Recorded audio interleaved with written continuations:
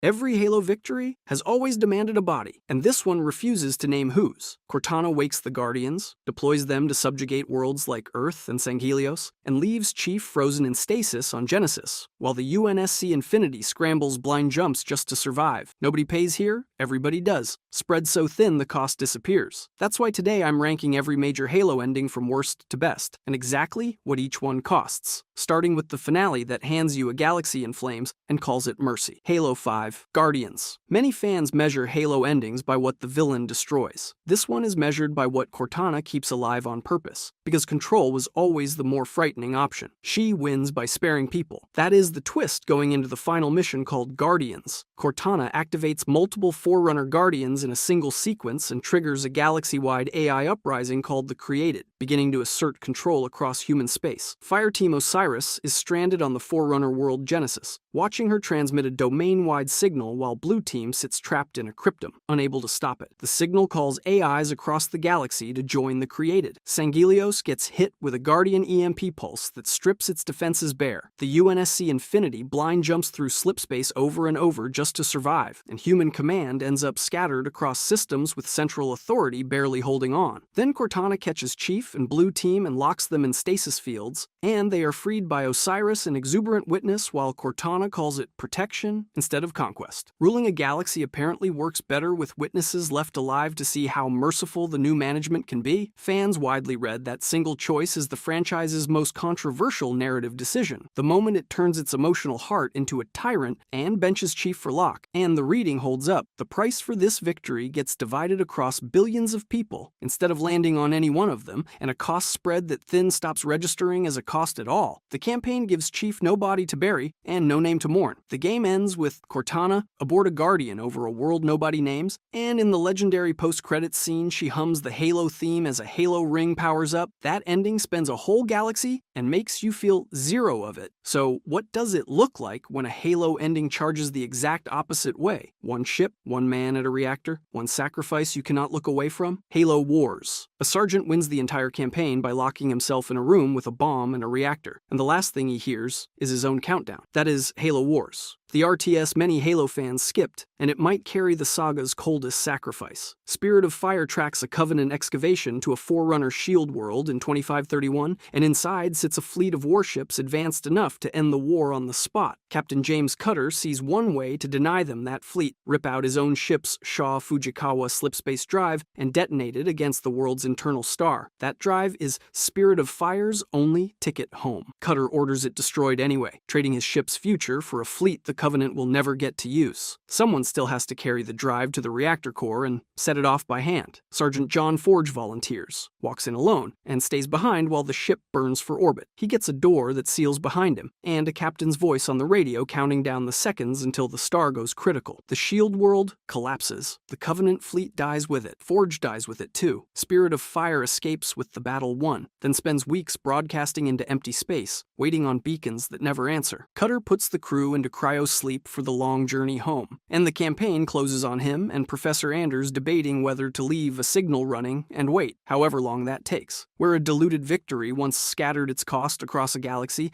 this one narrows it down to a single soldier at a reactor and a single ship with nowhere left to fly. A price that lands hardest, when it is one person, is a lesson this saga keeps teaching. Now imagine an ending that refuses to pay at all, that cuts to black on a single line right as the real fight begins. Halo 2. Nobody got a mission complete screen. They got a black screen, a title card, and 3 years of silence. That is the actual ending of Halo 2, and it is the reason forums nearly caught fire in November 2004. The Prophet of Truth escapes aboard the Forerunner Dreadnought, pointed at Earth, with the Halo array left partially active across multiple rings. That threat alone would carry most endings. Halo 2 gives it surprisingly little screen time before cutting away. On High Charity, the Arbiter Thel Vadame walks out of a civil war alive and brings the surviving Sangheli over to fight beside humanity, a merger nobody would have bet on 2 games earlier. Gravemind does does not let the victory breathe. The flood swallows High Charity whole and turns the entire holy city into a mobile infestation. Now 2 apex threats are in motion, and the campaign chooses that exact moment to stop. The last mission split the story the same way the whole game did. Chief rides the dreadnought toward Earth, following Truth into unknown territory. The Arbiter stops Installation Zoro 5 from fully firing, though the Ark and the rest of the array survive untouched, so the galaxy's real kill switch stays live somewhere else entirely. The Council scene formalizes the alliance. Everyone squares up for the next fight, and then Chief looks into the camera and says, "Sir, finishing this fight. Cut to credits." Fans have argued about that cut for over 2 decades. Some call it the boldest swing the series ever took, a cliffhanger with the guts to leave 2 heroes mid-stride. Others point to Bungie's own crunch during development and read the abrupt stop as a schedule problem wearing a stylistic disguise. Either way, the bill came due, and the player was the one who paid it, waiting years to find out if Chief made it home. Holding closure hostage from the audience is one gamble. Now watch an ending that spends its price up close and personal, where the character who has been in your ear for 4 games says goodbye and disappears in your hands. Halo Wars 2. The crew that got stranded for decades finally arrives somewhere, and the prize waiting for them is a live Halo ring with the enemy already standing on it. The Spirit of Fire drops out of slipspace at the Ark around 2559, decades after the ship vanished trying to save one system, and Captain Cutter finds Installation Zero crawling with a warband nobody back home has cataloged yet. Atriox leads the Banished, and his fleet centers on a carrier called Enduring Conviction, a ship built to end the fight before it starts. Cutter's crew hijacks that carrier's main energy projector and fires it at the Ark's surface, and the Ark's own sentinels swarm the beam back to its source and tear the flagship in half. It works. The immediate Banished fleet breaks apart, and for one clean moment, the decades-long cost of that first stranding finally buys something back. Then Anders reaches for the Ark systems and launches a freshly built Halo ring, betting that a live ring reaching a populated system will finally tell the UNSC where this crew has been all this time. The Banished board the ring before it clears the Ark. Nobody on the Spirit of Fire controls where that ring goes now. A transmission goes out from somewhere in the ring's path and lands with a receiver the story never names, and the credits close on a Guardian rising near the ring out in deep space. Like the ring just rang a bell nobody can unring. Atriox watches his flagship get torn apart from the ground, never reaches the ring, and walks away alive, tested against Covenant and UNSC alike. A warlord who just got a masterclass in exactly how the humans fight. The crew that paid decades of their lives to save one system just handed the galaxy a disarmed ring heading toward populated space. Its trigger stripped out by Anders before launch, and left the warlord behind on the Ark, still breathing and taking notes. That fuse leads somewhere intimate. Before the galaxy-scale reckoning, one ending pays its price with a single goodbye, a hand pressed to a hero's face, and a voice saying, "It will not be coming this time." Halo 4. The strongest villain in the saga gets beaten by a woman who is already dying, and the game barely lets him finish falling before it cuts away from him entirely. Cortana spends the 4th game unraveling from rampancy, and her last mission is the one that cost her everything anyway. The Didact is bearing down on New Phoenix with the Composer, a weapon that strips a person down to data, and Earth has exactly one line of defense left. Cortana splits herself into multiple instances at once, tearing through Forerunner systems to disable the Didact's defenses from the inside. Then she throws herself between Chief and the Composer's blast, absorbing it so he survives. Her body dissolves into light while she does it. That callback matters. 2 games ago, a sword sent a warrior into the dark alone, and here the price is paid the same way, by the person still standing between the blast and the man she would give everything for. The Didact goes down hard, dragged into a slipspace rupture as his ship comes apart around him. The camera does not linger on him. It moves straight to Chief drifting through the wreckage, and then to the Infinity, where his adult face is shown on camera for the first time in the trilogy while Captain Lasky talks about what makes a soldier human. That framing is the whole point of the section. The galaxy just survived a Forerunner extinction weapon, and the game spends its final minutes on one man's face instead. Cortana gets one more scene. She appears in hard light, solid enough to feel real, close enough that Chief reaches for her anyway. She tells him she is not coming with him this time. 4 games of history end on that single sentence. The Didact's defeat reads thin to many fans in discussion threads, precisely because the game never asks you to care about it. Every ounce of weight goes to the hand Chief cannot actually hold, a goodbye that Intimate proves the smallest loss cuts deepest. So, what happens when an ending strips the spectacle away entirely and ends on a rescued creature, a mended friendship, and a single quiet dawn? Halo Infinite. Cortana is dead for most of this story, and she still manages to win it from the grave. Chief drops the Harbinger on Zeta Halo before she can fully unlock the Endless, an ancient race buried deep enough in Forerunner architecture that their true nature stays largely unexplained, even to the people who study them. She loses the fight for total release. She wins the smaller one, transmitting data out into the dark, a signal that threatens somebody, somewhere, will finish the job she started. That victory only happens because of a debt nobody saw get paid. Cortana died in a silent auditorium, confronted and mocked by Atriox, before she destroyed a section of the ring and let herself be deleted. And for most of the game, that death reads like the Banished, simply erasing an obstacle. The recordings prove otherwise. Before Atriox got to her, Cortana had already sabotaged his plans and seeded messages across Zeta Halo, guiding Chief and the fragment who becomes the weapon toward exactly this moment. One of those recordings is an apology, addressed to the person she spent 2 games and a rampant breakdown failing. It ends with her handing off the mantle to her own successor. That is the 5th ending's death, rewritten. The same silence that once meant loss now means she'd already spent it on a plan. Chief, the weapon, and pilot Fernando Esparza regroup afterward with a ring to secure and an ancient threat to understand, and the tone lands somewhere close to hope. Then the post-credits scene shows Atriox alive, hands-on Forerunner tech built to contain the Endless, and the debt this ending was so sure it collected turns out to still be owed. Nobody confirms what he's planning. The frame implies it's already begun. A price softened by a refund is a gentler kind of ending. Now drop the cosmic stakes entirely and spend a single night in an occupied city, where the whole war shrinks to one squad, one rescued creature, and a mended friendship at dawn. Halo 3, ODST, arguably the quietest strategic victory of the entire Human Covenant war, fits inside a single floating creature with no weapons and no combat training whatsoever. That is the punchline sitting underneath the quietest ending in the franchise. Virgil is an engineer, a Huragok, a gentle repair drone shaped like a jellyfish, and the rookie's whole night comes down to getting this one being out of New Mombasa before the Covenant burns the city off the map. The mission looks small because it is small. One squad, one night, one city, set to fall by morning. The rookie, Buck, Dare, and the rest spend the campaign chasing separate threads through a city already dying around them, and every thread ends at the same door. Virgil, alive, extracted, in UNSC hands. Sergeant Johnson is the one who tells you what that actually means. He interrogates Virgil directly and lays out why this engineer could shift the strategic balance. Because Huragok understand Covenant systems and Forerunner technology on a level humanity has barely started to translate. New Mombasa gets glassed. Virgil does not. The game positions that trade is its strategic heart, hinting at advantages the UNSC might lean on before the war ends. Everything else that closes out the night is even smaller. Dawn breaks, the squad regroups, and Buck and Dare finally repair a relationship the mission had been fraying since the opening cutscene. The rookie gets no medal ceremony and no spotlight. Core Canon barely follows him past this point, and the ending leaves him defined by competence rather than a big heroic beat. One soldier who does his job and disappears from the frame. Weighed against a reactor death or a mind kept fighting alone in the dark, a rescued engineer and one mended friendship barely register as a cost at all. A win this gentle almost forgets that Halo endings are supposed to cost something. So, return to the ring that started everything, where survival means blowing up the very wonder you came to protect and racing a collapsing structure with only 2 people confirmed alive. Halo, Combat Evolved. Master Chief's solution to the ultimate Forerunner weapon is to blow it up. The single greatest artifact humanity has ever touched, a ring 6,000 miles across, gets condemned to scrap 30 seconds after anyone understands what it does. The Pillar of Autumn's fusion reactors go critical on Chief's command, and Installation 04 becomes the first Halo the franchise ever sacrifices. The Flood needs a living population to spread. Activating the ring would kill every sentient species in the galaxy at once, starving the flood of the hosts it needs to survive. Cortana runs the numbers, Chief pulls the trigger, and the countdown starts on a structure Forerunners spent lifetimes building. Getting off it alive is its own miracle. Chief guns a Warthog across bridges collapsing behind the wheels, through tunnels folding in on themselves, chasing a longsword fighter that is leaving whether he makes it or not. He does. Nobody else from the Autumn's crew does, at least not on screen. Captain Keyes, dozens of Marines gone, and the only 2 names that walk away on screen are a Spartan and the AI riding in his suit. The ring detonates. Chief Chief and Cortana watch the debris field spread out beneath them, and Cortana says it plainly. This is all we need to know. The ring is gone. Chief's answer is quieter and colder. The war isn't over. 2 people, 1 dead ship's fighter craft, and a victory that killed thousands of Covenant troops along with the flood infestation stranded on the surface, though nobody on that longsword knows yet how many of both survived the blast. That answer waits several games away. Compare it to a friendship stitched back together for free. This one costs an ecosystem, this ring's research gone with it, and 2 survivors assuming they're the only ones left in the dark. Chief climbs into cryosleep in the longsword's hold, and the series learns its first rule right there in that cargo bay. You don't get to keep the wonder and the win. Blowing up a ring to survive is a price paid in machinery. Now watch an ending that pays in a person on purpose, a final mission written to be unwinnable, where the only way forward is to stay behind and die so the story you already know can begin. Halo Reach. The game hands you a fight you cannot win, and it does that on purpose. Lone Wolf is the last mission in Halo Reach, and it's designed to be unwinnable. Noble Six stands alone against wave after wave of Covenant forces on a planet already lost, and no amount of skill changes the outcome. You can hold longer. You can drag it out. A cutscene eventually shows the elites closing in and cutting Six down after the resistance finally breaks. This is 2552, and the mission was always damage control. Noble Team's actual job was getting Cortana off the surface and onto the Pillar of Autumn, where Captain Keyes takes custody of the AI. Halsey's epilogue speech makes clear that Noble Six's sacrifice, buying the Autumn the time it needed to escape, was the act that made everything that followed possible. Six's death is the price tag on that departure, and it's paid in full, on screen, with the controller in your hands. The epilogue jumps decades ahead. Reach is partially terraformed, green again, quiet. Halsey's narration credits that peace to a soldier who never lived to see it. In the game's closing moments, Reach is recast from humanity's stronghold into a memory. Follow the thread, and it lands somewhere heavier than one soldier's last stand. Cortana only reaches the ring the whole saga orbits around because Six bled out on Reach first. The last mission you played from beginning to end, Six alone on the dirt while the sky burns, is the reason the very first Halo game gets to exist. That's a heavier bill than a ring going dark to keep its passengers alive. This one hands you the loss and makes you sit inside it until the credits confirm what you already knew was coming. An ending that makes you feel every second of a death is close to the highest price a story can charge. So what does it cost when a story wins the entire war, buries its hero in front of the whole planet, and still keeps him alive and lost where no one can reach him? Halo 3. Master Chief wins the entire war, and the reward is a headstone with his name on it while he is still breathing. That is the joke sitting underneath the whole arc sequence. Installation 08 sits unfinished on a Forerunner construct light years from Earth, and Chief and the Arbiter activate it anyway, burning out the local flood infestation and crushing the Gravemine's foothold before the ring's damaged systems misfire and tear the portal apart around them. The Forward Unto Dawn is caught in that collapse and split clean in half. One half carries the Arbiter home through the closing portal. The other half, with Chief and Cortana aboard, gets thrown into open space with no portal left to follow. Earth gets its ending first. March 25/3. A memorial ceremony, Lord Hood standing next to the Arbiter in front of a monument built for the dead. Chief's name goes on that list. The galaxy survives, the Covenant War ends, and the galaxy believes the man who won it for them is gone. Push past the credits, and the legendary epilogue tells a different story. The drifting half of Forward Unto Dawn still has power, still has Chief, still has Cortana, and they drop a rescue beacon knowing it could be years before anyone finds it. They enter cryosleep anyway. Cortana tells him she'll miss him, seals the pod, and Chief delivers the line fans quote back at each other. Wake me when you need me. He is filed away, alive, in a place no one is looking. Every ending before this one found a way to soften the bill. Six's price got buried under armor and silence. Forges got settled at a reactor console and left there. This one hands you total victory, a saved galaxy, a name carved into a monument, and then reveals the man under that name is drifting through the dark with nobody coming to get him. That is why it sits at the top. Not because the stakes were higher than Reach, and not because the fight was harder than Halo 2's cliffhanger, because Halo 3 is the only ending willing to let you keep both halves at once, the win and the grief, the monument and the man, and make you carry them together all the way to the credits. If you enjoyed this video and want to see more, click the video on the screen now.